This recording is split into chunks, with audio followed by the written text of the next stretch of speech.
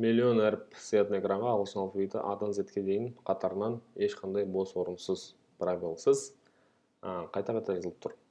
Яғни ағылшын алфавитін мен жазып қойдым. Иә, А-дан бастап Z-қа дейін 26 әріп бар екен. Яғни бұл 26 әріп біткесін не істейді? Ешқандай бос орынсыз, пробелсіз қайта-қайта жазылады. Қайталанады. Қайтып А, Б, A, B, C қайтып кетеді. Z-қа жетеміз. Қайтадан A, B, C, Z-қа жетеміз. Қайтадан A, B, C солай кете береді. Яғни бізде не істеп жатыр? Мынау 26 әріп, мына 26 әріп.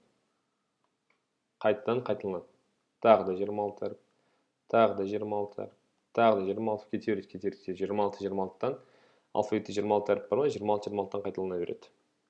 Менде сұрап отыр. 968-357 орында қандай әріп тұр? Яғни 26-26-26-тан қайталана берсе, онда сіз 968-357-ні 26-ға бөлесіз. Бұл тұтас бүтін бөлінбейді, себебі тақсан жұп сандарға ешқашан бүтін бөлінбейді.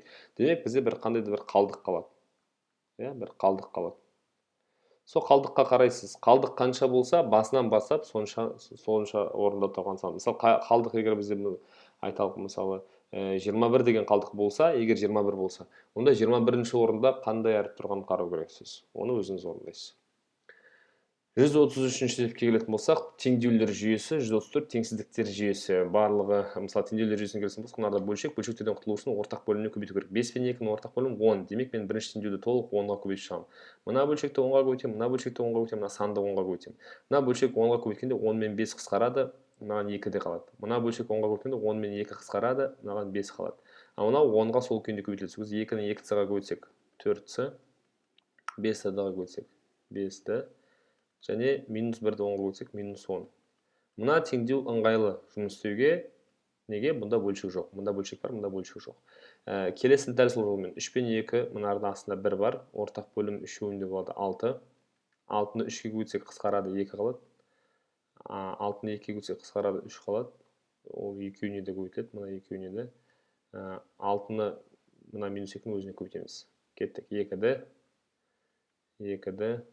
минус 3-ці, көп бала жіберетін қате, мына минус, мына 4-дің алдағы минусқа әсер етеді. Минус 3-і минус 4 көбейтсек, плюс 12 болып кетеді, соны есте шығармаңыз.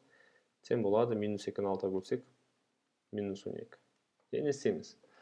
Енді стандарт түрге келтіреміз. Қандай стандарт түр? Яғни мынау қалады 4-ці, С-лар бірінші орында, Д-лар бірінші орында. Бұл жинақтайтын дым жоқ. С мен Д-лар бір-бірін жинақталмайды, себебі олар әртүрлі әріптер. Және оң жақта әрқашан сан тұру керек. Мынарды С-ны бірінші орынға жазайық, мына минус 3-ні бірінші орынға жазайық. С бірінші жазылғандықтан 2-ді оған басқа жерде пары жоқ, 2-ді плюс 2-ді тұра береді. Және тең болады. Мына плюс 12, мына плюс 12 оң жаққа қарай кетеді, себебі санды санға қарай жинақтау керек. Сөзден мынау минус 12 болып кетеді. Мына минус 12-ге тағы да бір минус 12 келсе, олар жойылмайды, олар минус 24 болады, қосылып кетеді. Осындай бір жүйе шығады. Енді теңдеулер жүйесіне ең оңай шығару әдісі ол қосу әдісі. Қосу әдісін орындау үшін С әрпінің немесе Д әрпінің алдындағы сандарды бірдей, бірақ таңбалары әртүрлі қою. Сіз өзіңіз таңдайсыз, қайсысын бірдейлестіруге. Мен Д-ның алдындағы сандарды бірдейлестіргім келіп тұр. Мына бірінші Д-ның алдында 5, екінші Д-ның алдында 2. 5 пен 2-ның ортақ саны ол 10. Сондықтан бірінші теңдеуді 10-ға келу үшін мен оны толығымен 2-ге көбейте саламын. Көбейтіп жіберемін 2-ге. Себебі 2-ні 5-ге көбейтсек 10 болады. Бірақ 2-ге өткенде мен мына теңдеудің әр мүшесінде көбейтемін. Үшеуі тұр ма? Үшеуінде көбейтемін. С-ларды да, Д-ларды да санды да 2-ге көбейтемін. Ал екінші теңдеуде мына Д-ның алдын 10 қылу үшін мен оны 5-ге көбейтемін. Яғни әр мүшесін де 5-ге көбейтіп шығамын. Сол кезде жаңа теңдеулер жүйесі шығады. Қандай шығады? 4-ні 2-ге көбейтсек 8-ці, минус 5-ні 2-ге көбейтсек 10-ды. Және минус 10-ды 2-ге көбейтсеңіз минус 20 болады, е? Мына жерде дәл сәтті минус 3-ні 5-ге көбейтсеңіз минус 15-ці, 2-ні 5-ге көбейтсеңіз 10-ды, және минус 24-ті 5-ге көбейтсеңіз минус 120.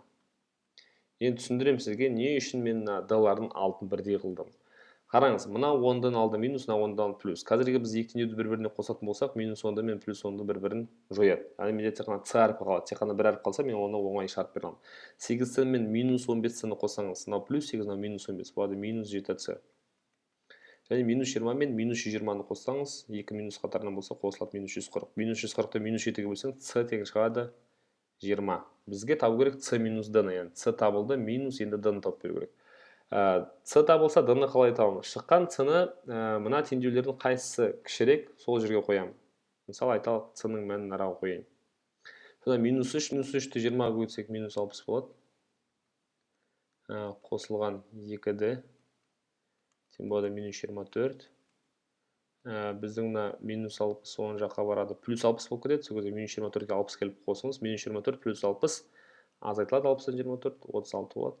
36-ны 2-ке бөліңіз, d тең 18. Енді c минус d-ны табу керек, яғни 20 азайтамыз 18. Жауап шығады 2. Теңсіздіктер жүйесі кәдімгідей теңсіздік, әр теңсіздік жеке-жеке шығарылады. Бірінші теңсіздікті жеке шығарыңыз, екінші теңсіздікті жеке шығарыңыз. Сосын екеуінің жауабын қиылыстыру керек. Екеуінің жауабын бір түзудің бойына салып қиылыстыру керек.